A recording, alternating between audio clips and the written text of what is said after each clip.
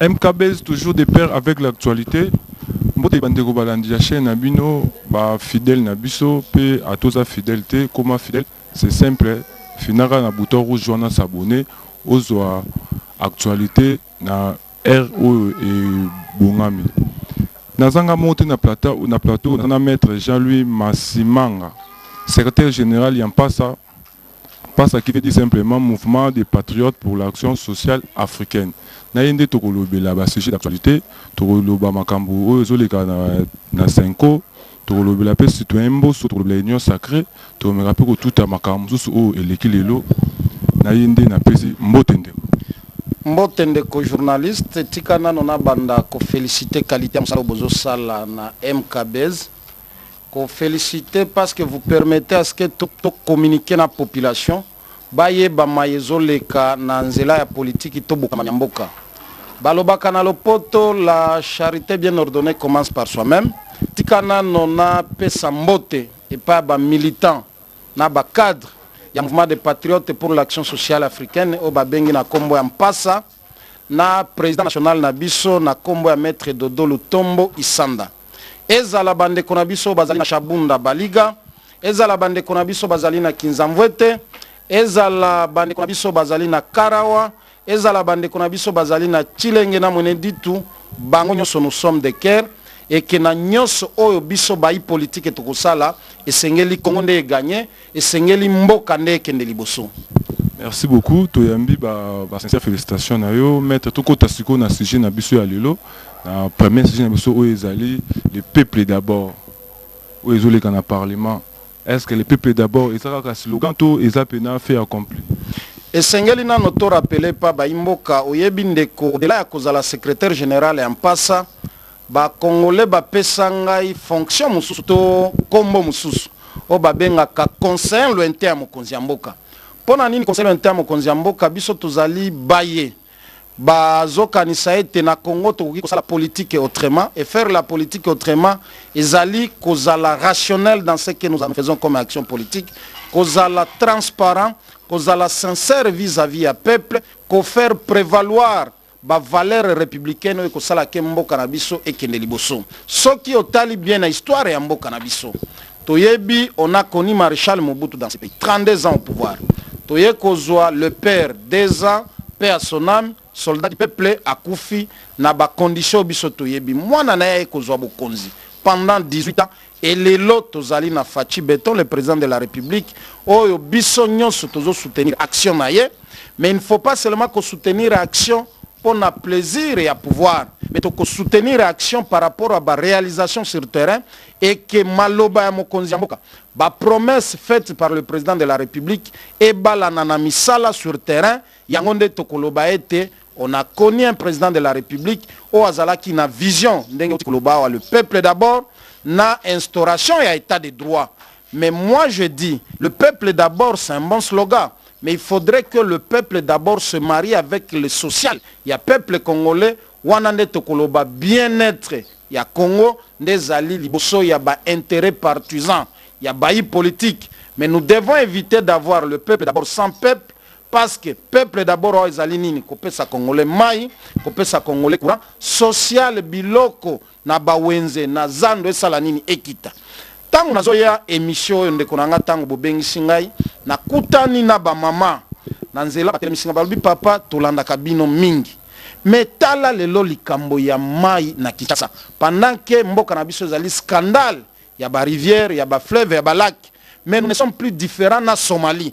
Nous ne sommes plus différents na Érythrée, nous ne sommes plus différents na Éthiopie ou ezali ba pays désertique. Mais oh lelo basi balonga likambo ya mai par l'intelligence, par le savoir. Est-ce que au Congo c'est un problème et intelligence? Nous disons non. Au Congo c'est un problème et un texte? Nous disons non. C'est d'abord un problème et homme.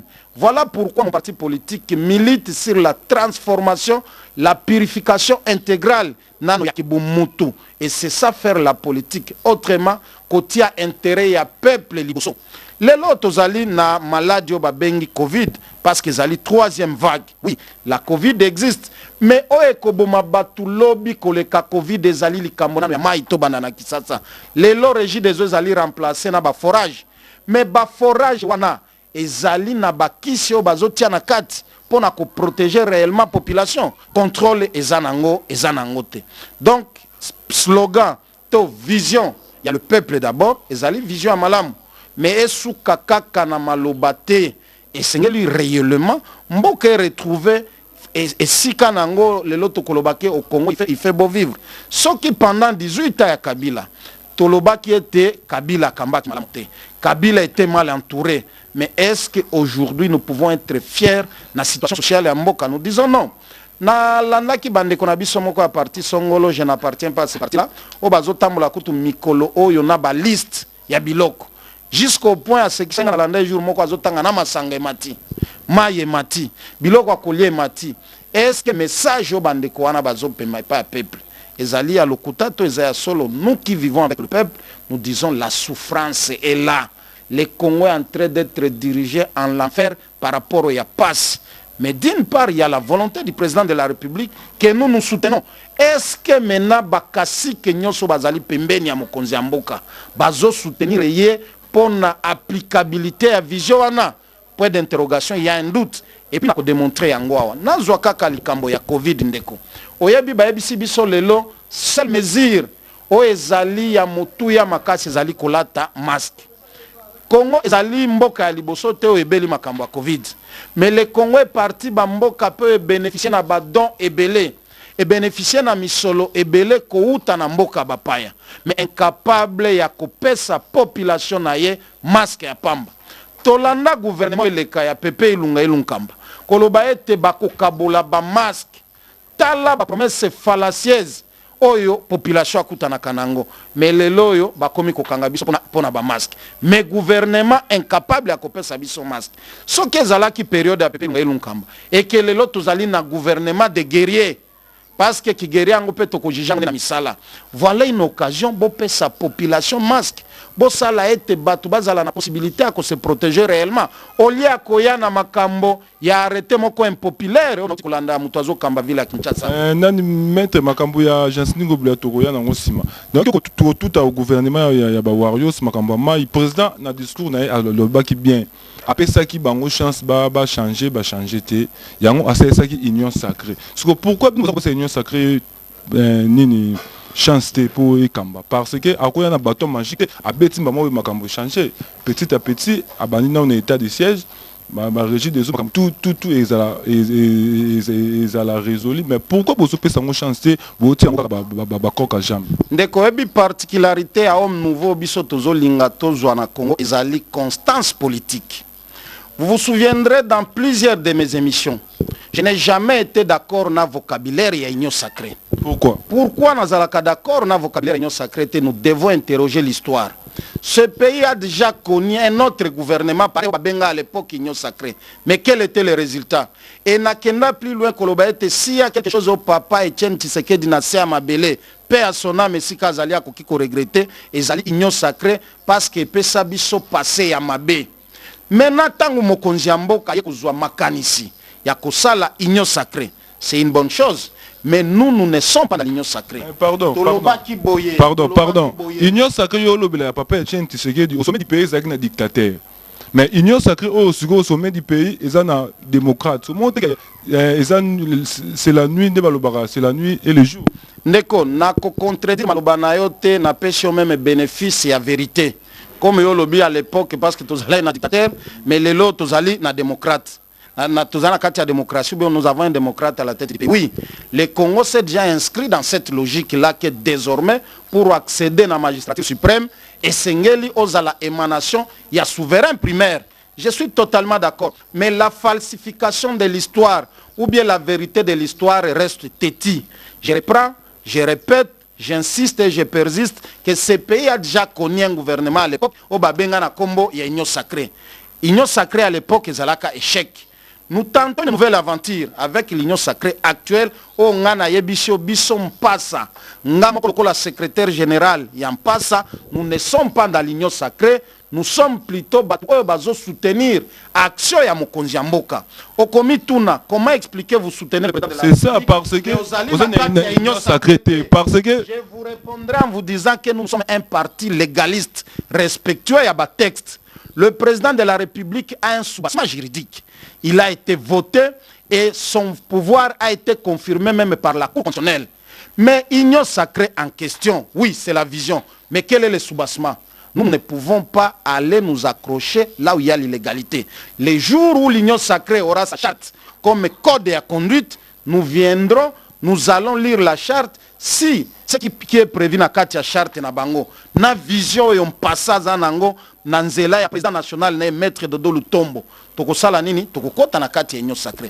Notre particularité aussi ezali nini ndeko na ngai. Toko kiko zala na yo na kati ya regroupement. Toko kiko zala na kati ya vision, mais cela ne veut pas dire que sengeli to encourager si kama bezali. Mokonzi Mboka ye moko après 2 ans na pouvoir. Il a été clair na discours na que la coalition FCC cache c'est un échec. Oye salake to accordé pardon ya liboso. Lelo tozali na kati ya union sacrée ndenge yo zobengango ndenge ezali ndenge nga no bengango te ndenge ezali union sacrée. Pardon maître mitune ezanga bibi eza yo maître eza hypothèse na ngate eza union sacrée oyo tu alingi oyo alinga soni président de la République face na kati ya union sacrée parce que yo tango oloba ko soni président mosa kati union sacrée te mais ozolo beloko moko na contraire nango yo moko ndeko nakanisi olaninga malamu. Nous ne pouvons pas nous dire que nous sommes dans un état de droit et prendre les gens en otage que Batunyo so bazo soutenir Mokonzi Mboka. Il faut qu'Akabaza la nakati union sacrée. Là, il n'y a plus la démocratie. Liberté, expression, pesa les sous-soutés. La constitution est claire. Chaque Congolais a droit d'adhérer na regroupement ya lingi, na vision ya lingi, na structure ya lingi. Mais je vous ai démontré si nous, comme républicains, nous avons qu'un seul président de la République qui a été élu en 2018 et dont son mandat prendra fin en 2023 parce que l'élection est causale. Ce qui bila est causal, malam ou positif vis-à-vis à peuple, on va reconduire le mandat et pas un président de la République. Voilà pourquoi je vous dis, nous sommes un parti légaliste, respectueux à bas texte. Le président, c'est une institution constitutionnelle et nous ne pouvons que nous incliner à pouvoir naïe. Mais bah, organisation privée, local à regroupement, local à plateforme, ça n'a rien à voir avec la question fondamentale ya mboka. Accordons le bénéfice à vocabulaire wana to ya kombo wana union sacrée. To kende na résultat. Hollanda premier ministre Sam koloba ete bazali na bitumba liboso ko silisa makambo ya est. Bitumba mibale likambo ya Covid, bitumba misatu likambo ya enseignement, bitumba ya mine sociale ya population. Commençons maintenant à évaluer chaque promesse, chaque vision, chaque programme. Na bitumba est état de siège et qui est déjà bien. Na enseignement déjà bakangi ba voler on tout. Au moins que ils ont promettre déjà. Attaque tout ça non union sacrée mais ils ont promettre qu'il est bien.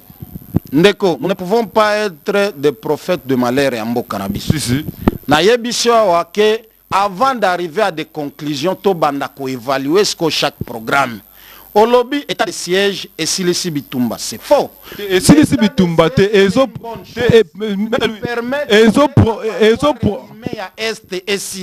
promettre parce que bon bisika mususu faire de ça ndao komate faire de ça komi. Senga ki Mokonzi Mboka. Au lieu que le gouverneur militaire qui est au niveau de Goma, chef lié à Nord Kivu, soit le distributeur de dons au bazotine de la bas sinistré, à kenene na front na Beni, et si kabatu bazokufa. Voilà le comme senga qui est. Tolobite qu'il n'y a pas des avancées. Il est vrai Toyoki, il y a des villages qui sont libérés, il y a des adhérents qui sont capturés, mais beaucoup reste encore à faire.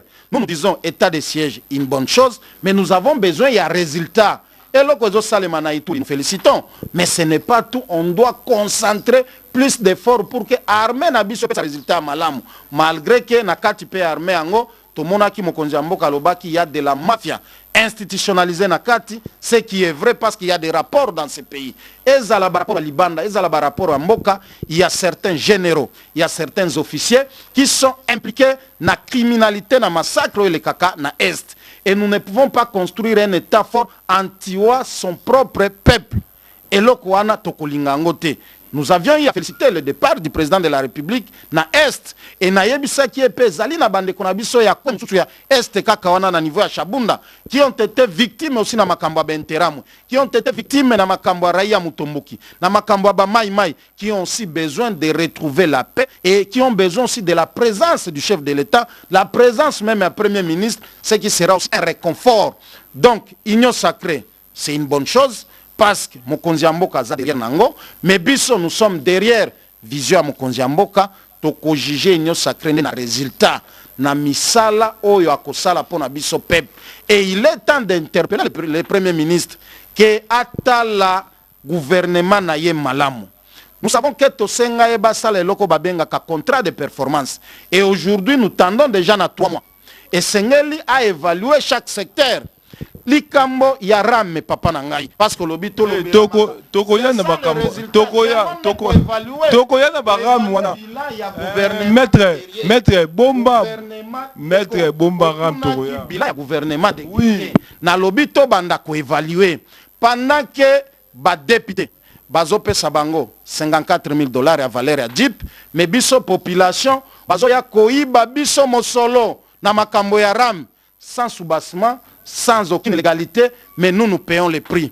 Pendant que Bakonzi, ou Bazot vivent dans l'Ix insolent, Bazot Sepela, ba électeur na bango, Bazo Zanga Mai, ba électeur na bango, Bazo Zanga Biloko Akolia, alors qu'on nous chante jour et nuit que nous allons scandale et un monde na richesse non exploitée. Voilà notre façon de contribuer. Koyebisa Mokonzi Mboka ke il a d'autres énergies ou d'autres intelligences. Mission et il doit éviter les mêmes personnes qui étaient plus moboutistes hier, qui sont devenues aujourd'hui plus tshisekedistes et qui après tshisekedisme, bakokoma, batuya, tanas msusu.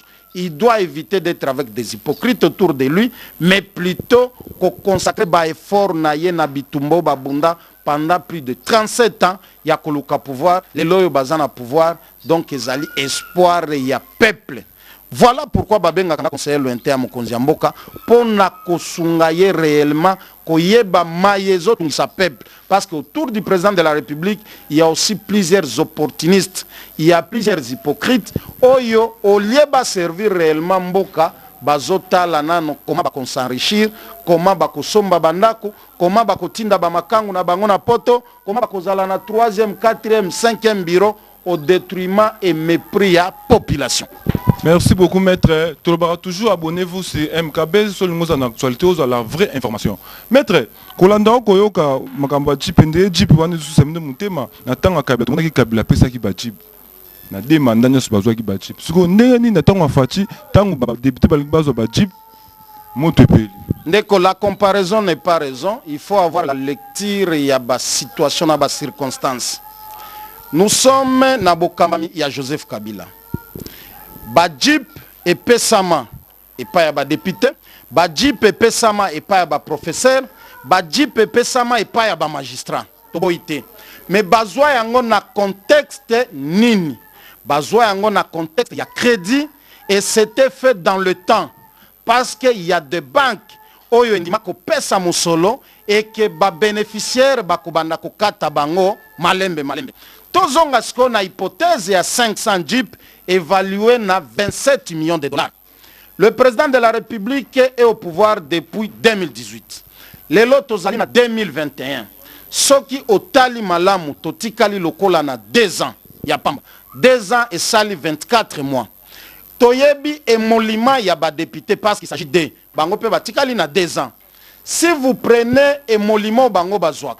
Nambongo oyo banque ya kataka parce que banque pe azalaka soumise na ba restriction na ba instruction ya makambo ya ba retenir à salaire ya bato. Il y a un pourcentage au koki kolekisa te. Prenons même les 30% sur les émoluments à chaque député. Beta machine na 24 mois etikali soki kokokisa $54,000. C'est faux. Wana ezali élément liboso. Tozonga élément ya mibale. Des contradictions notoires entre bangona no ba député. La première version est outil pas à Moutouakambaka, Assemblée nationale. Alobi ezali cadeau oyo mokonzi ya mboka alaka bango pona kosala nouvelle majorité. Audio ebimi, batu bayoki, on n'ajoute rien, on ne soustrait rien. Ezalaki président ya Assemblée nationale. Oye kozwa version mibale à certains députés. Balobi te ezali mituka ya service. Après service tokotika yango. Oye kozwa troisième version. Ba député musu balobi te ezali nyongo o ba pesi biso eke na suka ya nani ya manda na biso bakobanda kokata ka biso mbongo ti to récupérer mituka.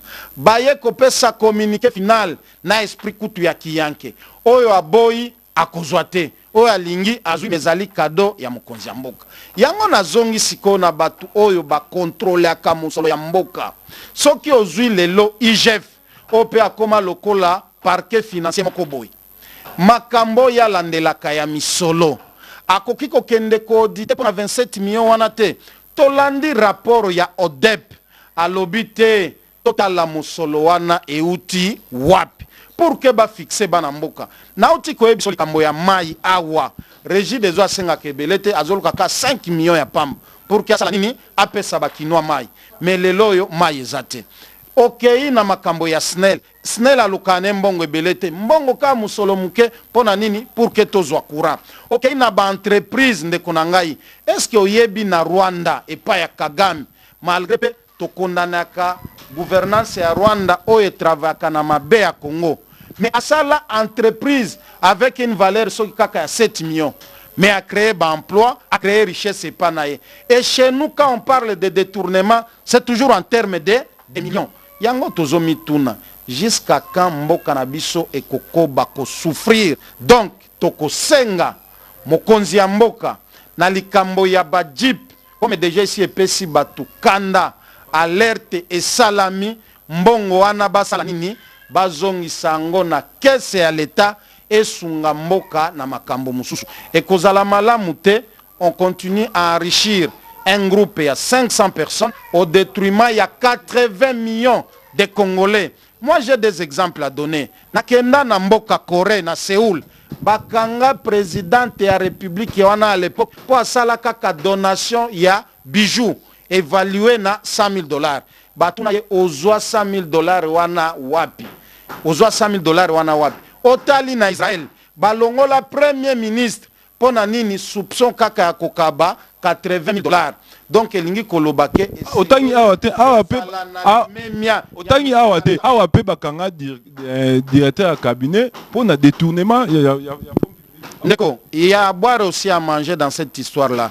Il est vrai bisogno sotoyebi likambo ya 100 jours. Ezali na batu oyo bazalaka condamné nango. Ezali na batu bazo purger lelo. Pona makambo ya 100 jours, ce qui est vrai. Mutu moko okiko féliciter angote. Mais il ne fallait pas payer 100 jours ango. Ezala na deux groupes. Ezali na groupe oyo baza condamné. Ba misusu ba retrouver à peine ango. Na bango na liberté. Sans matata.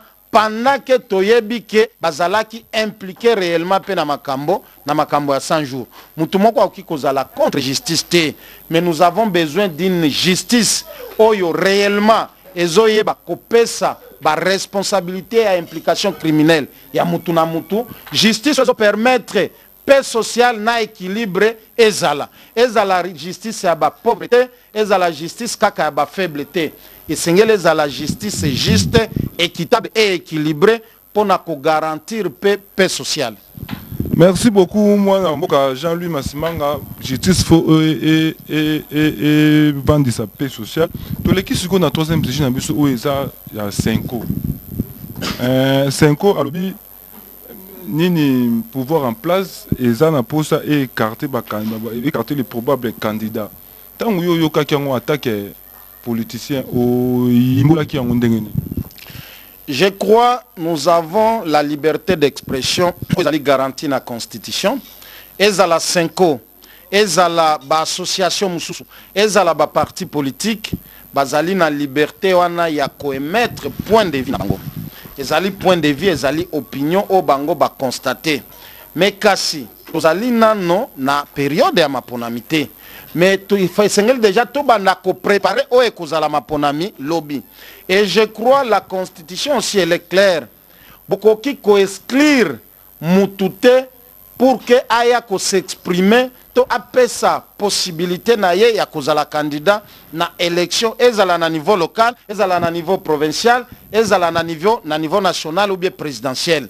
Donc eloko bande kona biso ya 5 balobi ezali une façon ya kosala déjà kaka alerte que il ne faut pas to tomber na ba dérive dictatoriale, to permettre ete batu nyonso bakina compétition et que les souverains primaires puissent nous départager. Mais je m'inscris en faux. Lorsque batu ya 5 bakoloba eloko ezali kobala na position à pouvoir tobeteli bango maboko. Mais lorsque 5 ye koloba te kebisi biso bayi politique bayi pouvoir bokeba awa bokome okende mabe tobandi kofinga bango. Or culture ya kofinga eza mabe. Culture ya kofinga nde ba antivaleur biso batu ya mpasa tozo condamner. Nous devons rester dans la guerre d'idées, dans le débat, dans l'esprit contradictoire et que yangonde ko avantager mboka na biso ekende liboso au lieu ya kofinga au lieu ya kokoma maye ezo honorer mboka na biso te.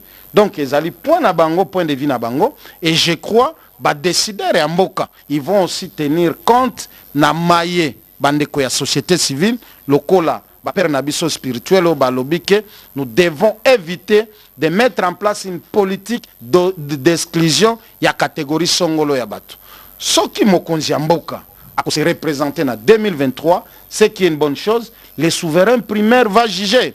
Et dans l'anda qui mokonzi ya mboka d'ailleurs, tango akoma na nani na Katanga, il était clair qu'en 2023 il y aura élection. Donc loko akobanga à ce niveau-là exact. Et dernièrement tango akena est ake kutu plus loin pour na honorer question en genre où il a dit qu'il souhaiterait même que Moutoua remplacer Azala Mouassi. Voilà les bonnes idées qui peuvent construire le pays au lieu de rêver comment on va caporaliser le pouvoir, on va caporaliser le pays, on va tout confisquer au mépris et au détriment et à avancer à Mboka. Donc c'est un point de vue où ils ont engagé Bango et qu'il ne faut pas eya kulamusa ba esprit ya mabe o elingi Mboka te. Koyoka okoloba yo za na problème te. Yo PCC a vu na 5 kuna balobi ke bazolinga balongola kamere na matata ponyo. Matata ponyo o pumboli bukanga lonzo kutu na kata senda kuna babateli ndeko batela. Kamere oyo batuna ye. Tu connais Jamal na ebiete. Jamal pe kuna batuni ye. Tu connais kamere na ebiete. Pierre Mutaya koloba ke mukolo na yiko tala na monaki Jamal. Kamere azwa mbongo ya mboka tala mbongo ebele bakenda ko compter yango na kata GB. Asa condamné. Ce que Batouana bino bozo na bozo ngsa bango sous na course. Monte que tozaka na tozaka to tikala kaka na kata ya cercle vicieux. Solution au Vous avez des exemples d'abord différents. Commençons par le dossier Kamer. Kamer. Nakoki kozala motombo ki ya ba décision judiciaire te. To yebi que mon mboka Kamer azala déjà condamné na justice. Et que ba avocat na ye bazana possibilité ya kokende na cassation. Na stade tozana ngolelo na koki kozala motomboki ya décision à justice na likambo ya matata ponyo ezali à comparer na likambo ya Kamer te parce que jusque là matata il n'y a pas une décision judiciaire o est condamné ye yo lobby ma condamné te IGF et senga qui est mais Sénat est protégé IGF koki ko senga nini Cour de cassation, pardon. Cour de cassation et c'est qui kaka pouvoir wana yozolo ba justice wana et yebi procédure ndenge salemaka pour que mutu azo bénéficier na ba immunité ba longola ye yango ba tie na disposition justice. Suis pas porte-parole ya matata ponyo mais nous devons être aussi des respectueux à ba décision ba institution. Sénat tangu ezui likambo ya matata et moniete ezali inopportun pour le moment bati à na disposition ya justice ngaloko la respectueux ya ba institution mboka je ne peux que m'incliner et c'est ça aussi être démocrate. On ne peut pas chanter la démocratie jour et nuit et que dans nos actions, dans nos comportements tous intérioriser ba valeur démocratique. Lorsqu'une chambre s'est prononcée, nous comme républicains on s'incline. Et ce n'est pas aussi la fin du monde parce que matata kotikala ka sénateur libélaté. Et la justice aussi n'est pas liée à temps pour des faits qui ont appauvri le pays. Si Matata Ponyo est impliqué dans Makamba Bukangalonzo, que nous autres on a eu à dénoncer, parce que si ceux qui peuvent taliba chiffre que nana Bukangalonzo, ils allaient chiffre moko oyo lelo oyo mboka na biso calme. Maître matata ezali ya ko confondre te na likambo ya Vital Kamerhe, mais na yebiso moi je suis un respectueux ya ba décision ya ba institution likambo eleka qui déjà na niveau ya Sénat, les sénateurs se sont prononcés et nous devons nous incliner. C'est ça aussi être démocrate. Maître Malembe Melama ya pio. Melama ya pio maître. Zela maître Melama ya pio. Maintenant t'as pas le Guinée. Hein? Guinée en place à Sakakuna na Guinée. Aïe, aïe ko ça la face na justice. Parce que Moutabi aïe ko ça la face na justice. Mais pourquoi pas lever ba militaire na a quelque samba pour ceux qui belelio n'est pas bazouzi et ça ka ko ça condamné. Siko yende pardon c'est là nanou yende nya ko ça face na justice ba parlementaire ba batelier lissus. Oyebi ndeko mboka na biso ezali na musala nano makasi ya kusala. Nous devons arriver à un niveau population esengeli eyeba carrément makambo ndenge ezoleka. Soki mutu alobi ke na ye komiti na disposition ya justice elingi koloba te ke bakobrile ba étape pour être à la disposition de la justice, pour un député national, un sénateur ou bien un membre du gouvernement, il y a une procédure à suivre. Et c'est après qu'on épuise la procédure, on a à disposition de la justice. Réquisitoire tangueye, batindi ango na Sénat.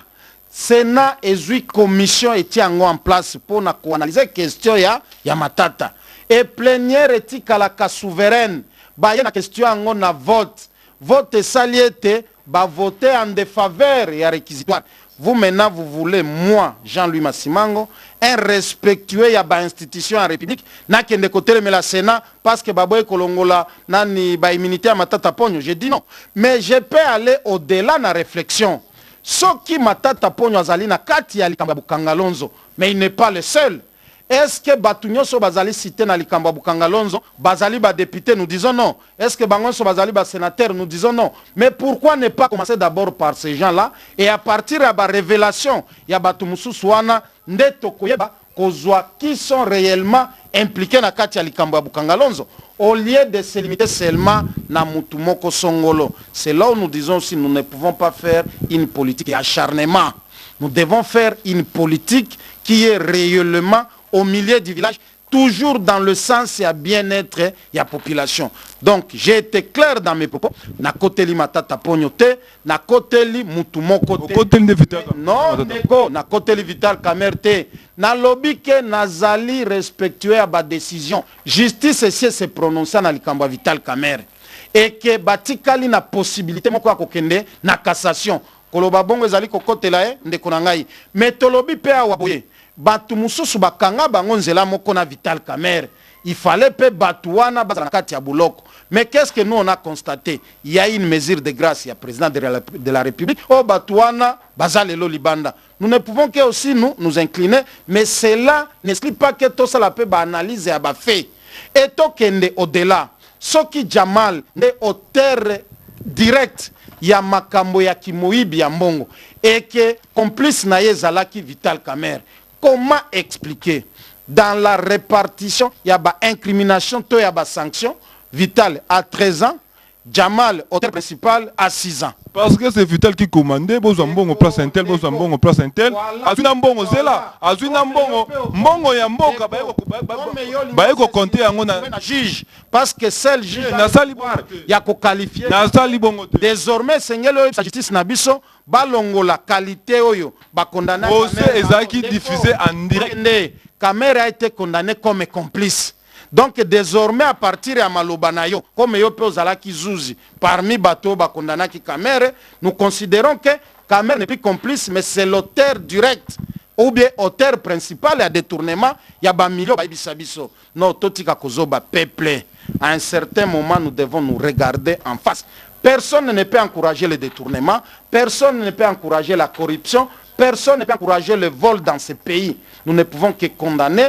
Mais lorsque la justice fait son travail, et Sengeli et Salema avec professionnalisme. Et je crois que c'est ça le souhait à Congolais. C'est ça aussi la vision. Il y a instauration, il y a état de droit. N'a qu'à répondre, la vision, il y a le peuple d'abord. qu'on aimerait avoir le peuple d'abord avec le peuple et non le peuple d'abord sans peuple. Parce que le peuple est en train de souffrir et le peuple ne cesse pas de clamer tout haut que passe les Kinamboka.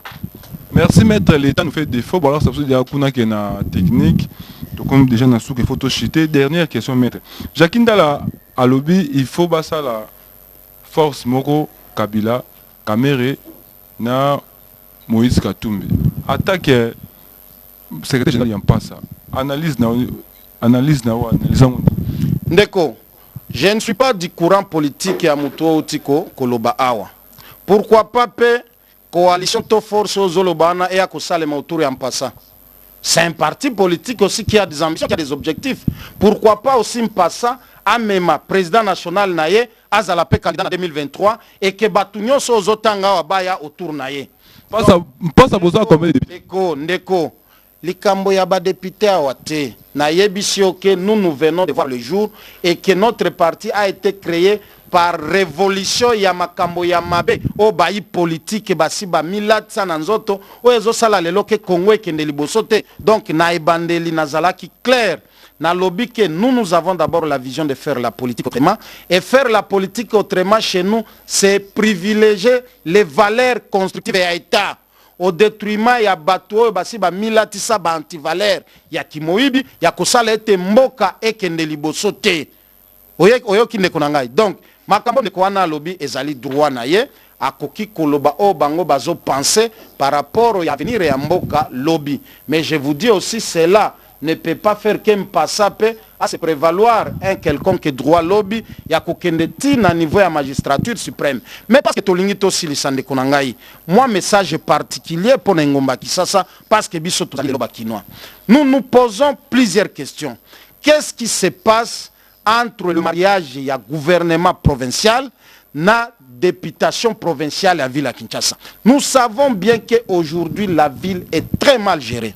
Et rien ne marche dans l'ensemble de la ville à Kinshasa. Mais on ne peut pas comprendre. La seule occasion qui était donnée au Kinois, Bayoka gouverneur, Ayako s'expliquer et pas à peuple. Parce que toi, tu es député, bison de topé sa bango pouvoir, et que nanzela na bango, biso tokoyoka oyo mutoazo kambaville à Koloba. On l'appelle un exercice constitutionnel normal. Yaka au répondre na question et interpellation dans l'Assemblée provinciale, mais une sorte de complicité qui ne dit pas son nom, et ça lui était gouverneur Atikali Kokene ko se justifié. Et au lieu Soukawana, président de l'Assemblée provinciale, azui ake kufunda baninga na eba député. Ezali lokola yo papa na kati ya ndaku, tango bozo kanana bana te pona likambo songolo, au lieu bo vanda bo solo lo sali nini, omemi baba na justice. Donc un jour il peut aussi amener ses propres croyants à l'église, bandimina qui comme bango na justice. Non, nous voulons que le président de l'Assemblée provinciale de la ville de Kinshasa puisse revenir au bon sens. Ezalaka na comité moko ya basage na chaque organe délibérant. Ceux qui avaient des malentendus, pourquoi pas bakokai kofanda. Et lui comme député, il sait la procédure pour poursuivre un député. Mais à Kembala moko kofunda groupe à Bamagloire, wapi na parquet. Il n'est pas tard, la nuit porte conseil.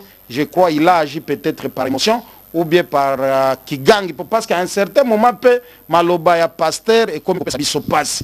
On dirait Zolinga a géré na Kigang. Pasteur, il a 15 diplômes. Ndeko. Makamba diplôme, je vous ai dit ici, le Congo n'a pas un problème avec diplôme. À tous en 100. Entre eux, on a 100 diplômes, mais eux, ça a mboke koufa. Donc le problème ici n'est pas le diplôme, mais c'est d'abord un problème, il y a discipline dans la gestion, problème il y a volonté, un problème éthique dans la gestion du pays. Merci maître. To sepeli nous répondre à l'invitation maître en 3 secondes mot de la fin. Mot de la fin na kolobango et pas mokonzi mboka. Conseiller lointain. Ngai lokola conseiller lointain na ye, il a été élu sur base d'un mandat.